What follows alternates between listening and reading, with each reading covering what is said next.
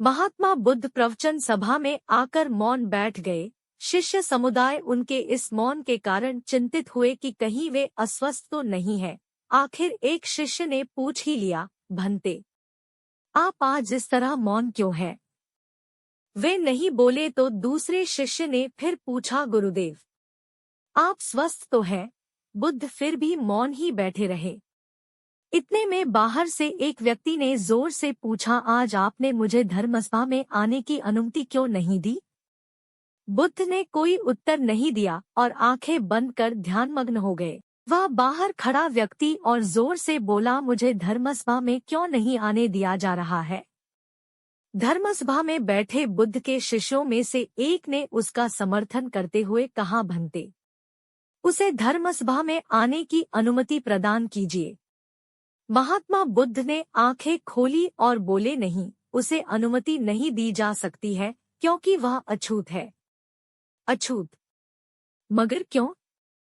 सारे शिष्य सुनकर आश्चर्य में पड़ गए कि भंते यह छुआछूत कब से मानने लग गए। महात्मा बुद्ध ने शिष्य समुदाय के मन के भावों को ताड़ते हुए कहा, हाँ, वह अछूत है। वह आज अपनी पत्नी से लड़कर आया है। क्रोध से जीवन की शांति भंग होती है। क्रोधी व्यक्ति मानसिक हिंसा करता है। इस क्रोध के कारण ही शारीरिक हिंसा होती है। क्रोध करने वाला अछूत होता है क्योंकि उसकी विचार तरंगे दूसरों को भी प्रभावित करती है। उसे आज धर्मसभा से बाहर ही रहना चाहिए। उसे वहां खड़े रहकर पश्चाताप की अग्नि में तप कर शुद्ध होना चाहिए। शिष्यगण समझ गए कि अस्पृश्यता क्या है और अछूत कौन है। उस व्यक्ति को भी बहुत पश्चाताप हुआ। उसने कभी भी क्रोध न करने का प्रण लिया। बुद्ध ने उसे धर्मसभा में आने की अनुमति प्रदान की। प्राचीन काल की बात है। मगध देश की जनता में आतंक छाया हुआ था। अंधेरा होते ही लोग घरों से बाहर निकलने की हिम्मत नहीं जुटा पाते थे। कारण था अंगुलीमाल। अंगुलीमाल एक खूंखार डाकू था जो मगध देश के जंगल में रहता था। जो भी राहगीर उस जंगल से गुजरता था वह उसे रास्ते में लूट लेता था और उसे मारकर उसकी एक उंगली काटकर माला के रूप में अपने गले में पहन लेता था। इसी कारण लोग उसे अंगुलीमाल कहते थे। एक दिन उस गांव में महात्मा बुद्ध आए। लोगों ने उनका खूब स्वागत सत्कार किया। महात्मा बुद्ध ने देखा वहां के लोगों में कुछ डर सा समाया हुआ है। महात्मा बुद्ध ने लोगों से इसका कारण जानना चाहा। लोगों ने बताया कि इस डर और आतंक का कारण डाकू अंगुलीमाल है। वह निरपराध राहगीरों की हत्या कर देता है। महात्मा बुद्ध ने मन में निश्चय किया कि उस डाकू से अवश्य मिलना चाहिए। बुद्ध जंगल में जाने को तैयार हो गए तो गांव वालों ने उन्हें बहुत रोका क्योंकि वे जानते थे कि अंगुलीमाल के सामने से बच पाना मुश्किल ही नहीं असंभव भी है। लेकिन बुद्ध अत्यंत शांत भाव से जंगल में चले जा रहे थे। तभी पीछे से एक कर्कश आवाज कानों में पड़ी, ठहर जा, कहाँ जा रहा है? बुद्ध ऐसे चलते रहे मानो कुछ सुना ही नहीं। पीछे से और जोर से आवाज आई, मैं कहता हूँ ठहर जा। बुद्ध रुक गए और पीछे पलटकर देखा तो सामने एक खूंखार काला व्यक्ति खड़ा था। लंबा चौड़ा शरीर, बड़े हुए बाल, एकदम काला रंग, लंबे लंबे नाखून, लाल लाल आंखें। हाथ में तलवार लिए वह बुद्ध को घूर रहा था। उसके गले में उंगलियों की माला लटक रही थी। वह बहुत ही डरावना लग रहा था। बुद्ध ने शांत व मधुर स्वर में कहा, मैं तो ठहर गया, भला तू कब ठहरेगा? अंगुलीमाल ने बुद्ध के चेहरे की ओर देखा। उनके चेहरे पर बिल्कुल भय नहीं था, जबकि जिन लोगों को वह रोकता था वे भय से थरथर कांपने लगते थे। अंगुलीमाल बोला, है सन्यासी, क्या तुम्हें डर नहीं लग रहा है? देखो, मैंने कितने लोगों को मारकर उनकी उंगलियों की माला पहन रखी है। बुद्ध बोले, तुझसे क्या डरना? डरना है तो उससे डरो जो सचमुच ताकतवर है। अंगुलीमाल जोर से हंसा, है साधु, तुम समझते हो कि मैं ताकतवर नहीं हूँ। मैं तो एक बार में 10-10 लोगों के सिर काट सकता हूँ। बुद्ध बोले, यदि तुम सचमुच ताकतवर हो तो जाओ उस पेड़ के 10 पत्ते तोड़ लाओ। अंगुलीमाल ने तुरंत 10 पत्ते तोड़े और बोला, इसमें क्या है? कहो तो मैं पेड़ ही उखाड़ लाऊं। महात्मा बुद्ध ने कहा, नहीं, पेड़ उखाड़ने की जरूरत नहीं है। यदि तुम वास्तव में ताकतवर हो तो जाओ इन पत्तियों को पेड़ में जोड़ दो। अंगुलिमाल क्रोधित हो गया और बोला, भला कहीं टूटे हुए पत्ते भी जुड़ सकते हैं? महात्मा बुद्ध ने कहा, तुम जिस चीज को जोड़ नहीं सकते उसे तोड़ने का अधिकार तुम्हें किसने दिया? एक आदमी का सिर जोड़ नहीं सकते तो काटने में क्या बहादुरी है? अंगुलिमाल अवाक रह गया। वह महात्मा बुद्ध की बातों को सुनता रहा। एक अनजानी शक्ति ने उसके हृदय को बदल दिया। उसे लगा कि सचमुच उससे भी ताकतवर कोई है। उसे आत्मग्लानि होने लगी। वह महात्मा बुद्ध के चरणों में गिर पड़ा और बोला, हे महात्मन, मुझे क्षमा कर दीजिए, मैं भटक गया था, आप मुझे शरण में ले लीजिए। भगवान बुद्ध ने उसे अपनी शरण में ले लिया और अपना शिष्य बना लिया। आम्रपाली बौद्ध काल में वैशाली के वृज्जिसंग की इतिहास प्रसिद्ध लिच्छवी राजनृत्यांगना थी। इनका एक नाम अम्पाली या अम्पालिका भी है। आम्रपाली अत्यंत सुंदर थी और कहते हैं, जो भी उसे एक बार देख लेता वह उस पर मुग्ध हो जाता था। अजातशत्रु उसके प्रेमियों में था और उस समय के उपलब्ध साहित्य में अजातशत्रु के पिता बिंबसार को भी गुप्त रूप से उसका प्रणयार्थी बताया गया है। आम्रपाली को लेकर भारतीय भाषाओं में बहुत से काव्य, नाटक और उपन्यास लिखे गए हैं। एक बार की बात है, महात्मा बुद्ध अपने शिष्यों के साथ घूमते हुए वैशाली नगरी में पहुंचे। वैशाली को उस समय 16 महाजनपदों में एक महत्वपूर्ण जनपद माना जाता था, जिसकी ख्याति दूर दूर तक फैली हुई थी। यह नगरी परम वैभवशाली और हर तरफ से संपन्न थी। महात्मा बुद्ध के आने की बात पूरे नगर में फैलते देर न लगी। जिसे जब पता चलता वह तभी उनसे मिलने पहुंच जाता और उनके उपदेश सुनकर खुद को भाग्यशाली समझता। बुद्ध का चरित्र ही ऐसा प्रभावशाली था कि उनसे प्रभावित हुए बिना कोई नहीं रह सका। उस नगर की गणिका और राजंत की आम्रपाली भी बुद्ध से मिलने की इच्छुक थी। वह खुद महात्मा बुद्ध के पास चलकर आई और उन्हें अपने घर भोजन के लिए आमंत्रित किया। उसने इतने सरल और प्रेम भाव से बुद्ध से विनती की कि बुद्ध मना नहीं कर सके। जब यह बात उनके शिष्यों को पता चला कि महात्मा बुद्ध ने एक गणिका का आमंत्रण स्वीकार किया है, तो सबने इसका विरोध किया। महात्मा बुद्ध ने बड़ी सरलता से अपने शिष्यों से कहा, मैंने तो उसकी प्रेम भावना देखी। उसने जिस भावना से मुझे बुलाया है वह बिल्कुल पवित्र और निश्चल था। वह आज मुझसे मिलने एक गणिका बनकर नहीं बल्कि एक भक्ति भाव से आई थी। फिर भला मैं कैसे उसका आमंत्रण स्वीकार न करा? वह चाहे एक वेश्या हो या फिर कोई सन्यासी। यथासमय बुद्ध आम्रपाली के घर भोजन के लिए गए। वह पहले से ही भोजन की सारी व्यवस्था करके भगवान बुद्ध के आने की राह देख रही थी। मन में यह विचार भी आ रहा था कि कहीं बुद्ध अपनी बात से मुकर न जाए। इतने बड़े सन्यासी भला क्यों एक वेश्या के बुलाने पर उसके घर आकर भोजन करेंगे। परंतु जैसे ही आम्रपाली ने बुद्ध को अपने घर आते देखा, उसकी प्रसन्नता का ठिकाना न रहा। वह दौड़कर दरवाजे पर गई और उनका स्वागत किया। खुद अपने हाथों से भोजन परोसा और उनकी आवभगत की। महात्मा बुद्ध के शिष्यों ने जो उनके साथ आए थे, जब एक वेश्या को, जिसके कदमों में खुद सम्राट बिंबसार से लेकर अजातशत्रु थे, पूरी वैशाली जिसके एक झलक पाने के लिए तरसती थी, उसे एक सन्यासी के लिए ऐसा व्यवहार करते देख बुद्ध के शिष्यों के मन में अपने गुरु के लिए सम्मान और ज्यादा बढ़ गया। आम्रपाली ने महात्मा बुद्ध के व्यक्तित्व के बारे में जैसा सुना था, उनसे मिलने के बाद वह उनसे उससे ज्यादा प्रभावित हुई और उसी समय वह बुद्ध की शरण में चली गई। अपनी सारी संपत्ति वह बौद्ध मठ के नाम करके आजीवन भिक्षुणी बन गई। बहुत पुरानी बात है, गौतम बुद्ध एक शहर में प्रवास कर रहे थे। उनके कुछ शिष्य भी उनके साथ थे। उनके शिष्य एक दिन शहर में घूमने निकले तो उस शहर के लोगों ने उन्हें बहुत बुरा भला कहा। शिष्यों को बहुत बुरा लगा और वे वापस लौट गए। गौतम बुद्ध ने जब देखा कि उनके सभी शिष्य बहुत क्रोध में दिख रहे हैं, तो उन्होंने पूछा, क्या बात है, आप सभी इतने तनाव में क्यों दिख रहे हैं? तभी एक शिष्य क्रोध में बोला, हमें यहाँ से तुरंत प्रस्थान करना चाहिए। जब हम बाहर शहर में घूमने गए तो यहाँ के लोगों ने बिना वजह हमें बहुत बुरा भला कहा। जहाँ हमारा सम्मान न हो वहाँ हमें एक पल भी नहीं रहना चाहिए। यहाँ के लोग सिर्फ दुर्व्यवहार के सिवा कुछ जानते ही नहीं है। गौतम बुद्ध ने मुस्कुराकर कहा, क्या किसी और जगह पर तुम सद्व्यवहार की अपेक्षा रखते हो? दूसरा शिष्य बोला, इस शहर से तो भले लोग ही होंगे। तब गौतम बुद्ध बोले, किसी जगह को सिर्फ इसलिए छोड़ देना गलत होगा कि वहाँ के लोग दुर्व्यवहार करते हैं।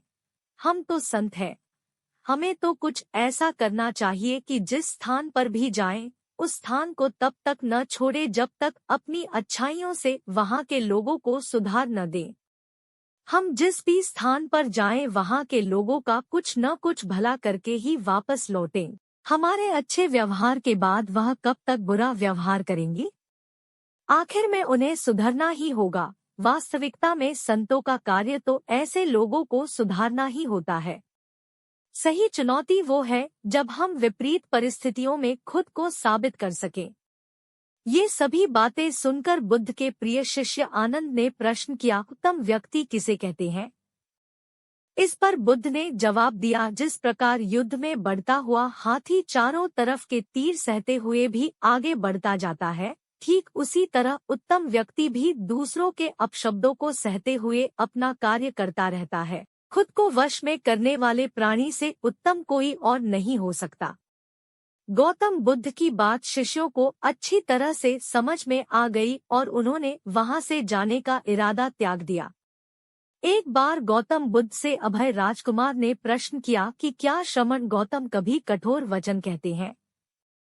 उसने सोच रखा था कि नहीं कहने पर वह बताएगा कि एक बार उन्होंने देवदत्त को नरगामी कहा था, और यदि हाँ कहे तो उसने पूछा जा सकता है कि जब आप कठोर शब्दों का प्रयोग करने से स्वयं को रोक नहीं पाते, तब दूसरों को ऐसा उपदेश कैसे देते हैं? बुद्ध ने अभय के प्रश्न का आशय जान लिया। उन्होंने कहा, इसका उत्तर न तो हाँ में दिया जा सकता है और न नहीं में। अभय की गोद में उस समय एक छोटा बालक था। उसकी ओर इशारा करते हुए बुद्ध ने पूछा, राजकुमार, यदि दाई के अनजाने में यह बालक अपने मुख में कांट का टुकड़ा डाल ले, तब तुम क्या करोगे? मैं उसे निकालने का प्रयास करूंगा। यदि वह आसानी से न निकल सकता हो तो बाएं हाथ से उसका सिर पकड़कर दाहिने हाथ की उंगली को टेढ़ा करके उसे निकालूंगा।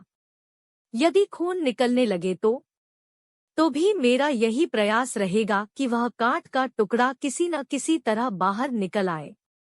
ऐसा क्यों? इसलिए कि भंते, इसके प्रति मेरे मन में अनुकंपा है। राजकुमार, ठीक इसी तरह तथागत जिस वचन के बारे में जानते हैं कि यह मिथ्या या अनर्थकारी है और उससे दूसरों के हृदय को ठेस पहुंचती है, तब उसका वे कभी उच्चारण नहीं करते, पर इसी तरह जो वचन उन्हें सत्य और हितकारी प्रतीत होते हैं तथा दूसरों को प्रिय लगते हैं, उनका वे सदैव उच्चारण करते हैं। इसका कारण यही है कि तथागत के मन में सभी प्राणियों के प्रति अनुकंपा है। एक बार वैशाली के बाहर जाते धम्म प्रचार के लिए जाते हुए गौतम बुद्ध ने देखा कि कुछ सैनिक तेजी से भागती हुई एक लड़की का पीछा कर रहे हैं। वह डरी हुई लड़की एक कुएं के पास जाकर खड़ी हो गई। वह हाँफ रही थी और प्यासी भी थी। बुद्ध ने उस बालिका को अपने पास बुलाया और कहा कि वह उनके लिए कुएं से पानी निकाले, स्वयं भी पिए और उन्हें भी पिलाए। इतनी देर में सैनिक भी वहां पहुंच गए। बुद्ध ने उन सैनिकों को हाथ के संकेत से रुकने को कहा। उनकी बात पर वह कन्या कुछ झंपती हुई बोली, महाराज, मैं एक अछूत कन्या हूँ, मेरे कुएं से पानी निकालने पर जल दूषित हो जाएगा। बुद्ध ने उससे फिर कहा, पुत्री, बहुत जोर की प्यास लगी है, पहले तुम पानी पिलाओ। इतने में वैशाली नरेश भी वहां आ पहुंचे। उन्हें बुद्ध को नमन किया और सोने के बर्तन में केवड़े और गुलाब का सुगंधित पानी पेश किया। बुद्ध ने उसे लेने से इनकार कर दिया। बुद्ध ने एक बार फिर बालिका से अपनी बात कही। इस बार बालिका ने साहस बटोरकर कुएं से पानी निकलकर स्वयं भी पिया और गौतम बुद्ध को भी पिलाया। पानी पीने के बाद बुद्ध ने बालिका से भय का कारण पूछा। कन्या ने बताया, मुझे संयोग से राजा के दरबार में गाने का अवसर मिला था। राजा ने मेरा गीत सुन मुझे अपने गले की माला पुरस्कार में दी, लेकिन उन्हें किसी ने बताया कि मैं अछूत कन्या हूँ। यह जानते ही उन्होंने अपने सिपाहियों को मुझे कैद खाने में डाल देने का आदेश दिया। मैं किसी तरह उनसे बचकर यहाँ तक पहुँची थी। इस पर बुद्ध ने कहा, सुनो राजन, यह कन्या अछूत नहीं है, आप अछूत है। जिस बालिका के मधुर कंठ से निकले गीत का आपने आनंद उठाया, उसे पुरस्कार दिया, वह अछूत हो ही नहीं सकती। गौतम बुद्ध के सामने वह राजा लज्जित ही हो सकते थे।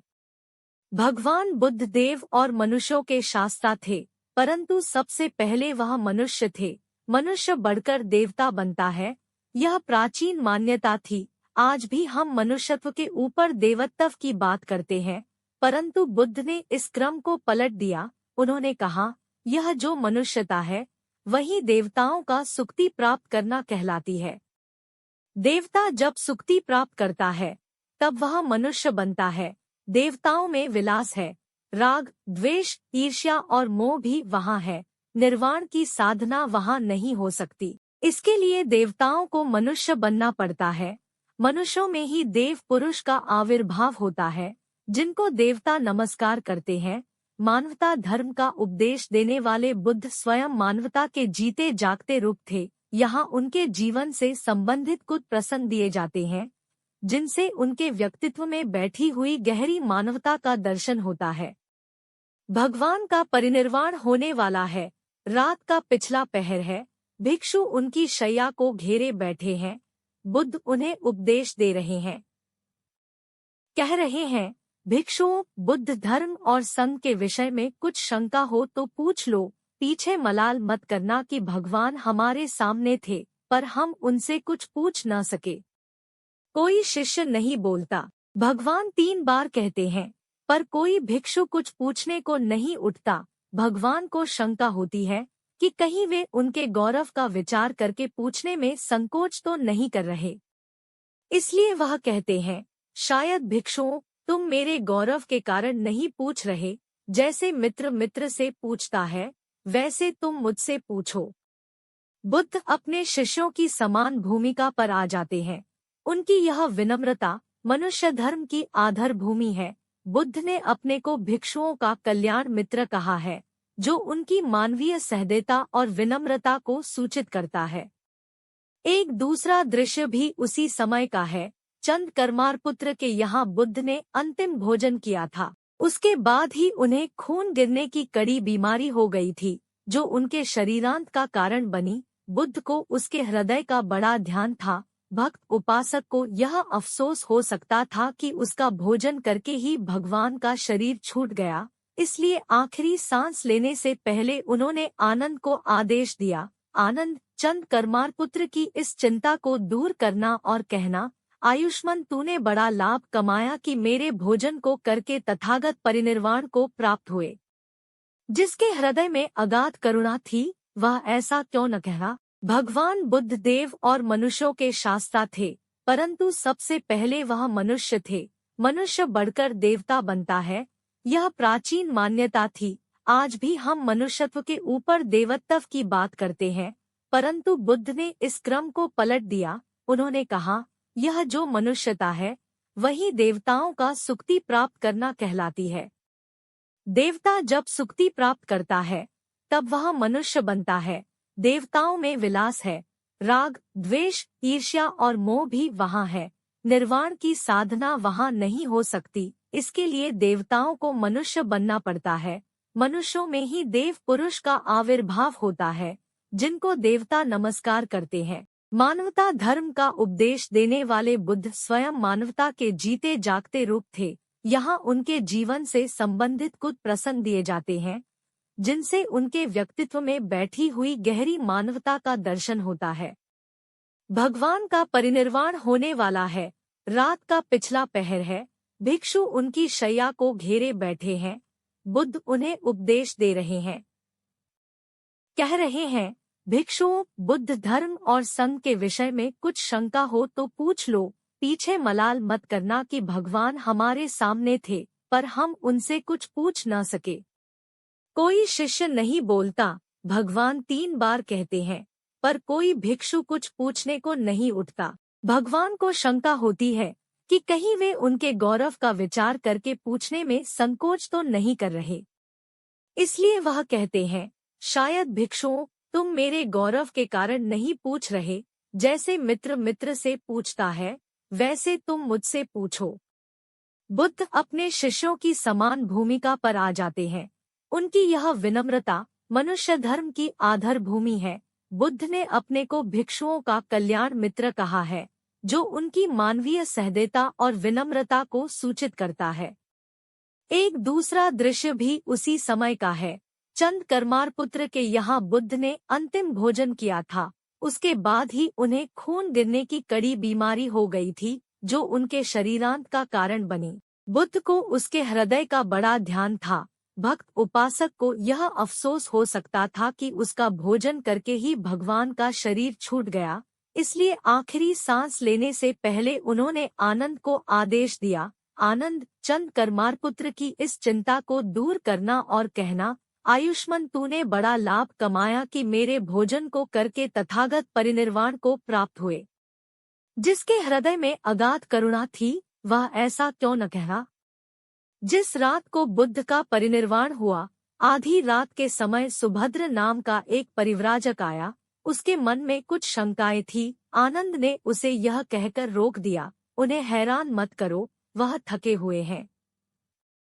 भगवान ने आनंद की बात सुन ली। उन्होंने आनंद से कहा, नहीं आनंद, सुभद्र को मना मत करो, मेरे पास आने दो, वह परम ज्ञान की इच्छा से पूछना चाहता है। हैरान करने की उसकी इच्छा नहीं है। पूछने पर जो मैं उसे कहूँगा, वह उसे जल्दी ही समझ लेगा।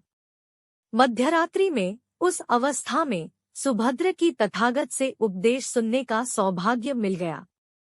एक बड़ी दुखियारी स्त्री थी, पति पुत्र परिवार सब उसका नष्ट हो गया था। मारे दुख के वह पागल हुई फिरती थी, कपड़े पहनने का भी उसे होश न था।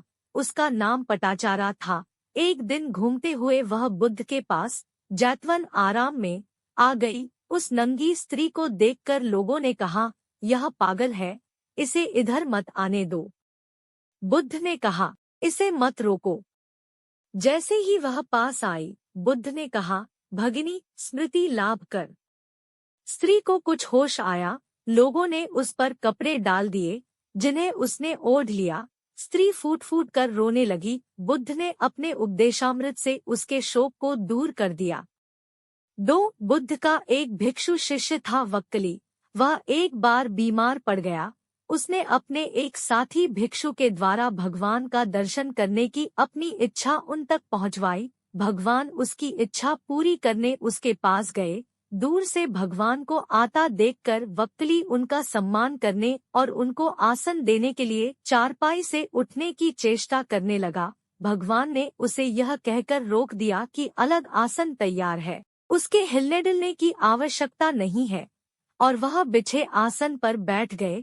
वक्कली ने उसकी वंदना करते हुए कहा, आपके दर्शन की मेरी बड़ी इच्छा थी, आपने कृपा करके उसे पूरा कर दिया।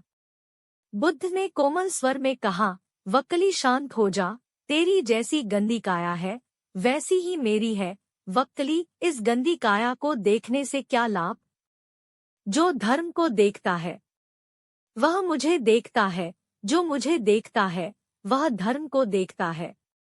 3 भगवान बुद्ध गृहस्थों के प्रति बड़ी सहानुभूति रखते थे। एक बार सुप्रवासा नामक स्त्री के बच्चा होने वाला था और वह असाह वेदना से पीड़ित थी। उसने अपने पति के द्वारा बुद्ध के चरणों में प्रणाम अर्पित करवाया। भगवान ने उसे आशीर्वाद देते हुए कहा, कोलिय पुत्री सुप्रवास, सुखी हो जाए, चंगी हो जाए, सुखी और चंगी होकर बिना किसी कष्ट के वह पुत्र प्रसव करे। 4 ब्राह्मणों के साथ भी उनकी पूरी सहानुभूति थी, जैसे कि विश्व के सभी प्राणियों के साथ उनकी पूरी सहानुभूति थी।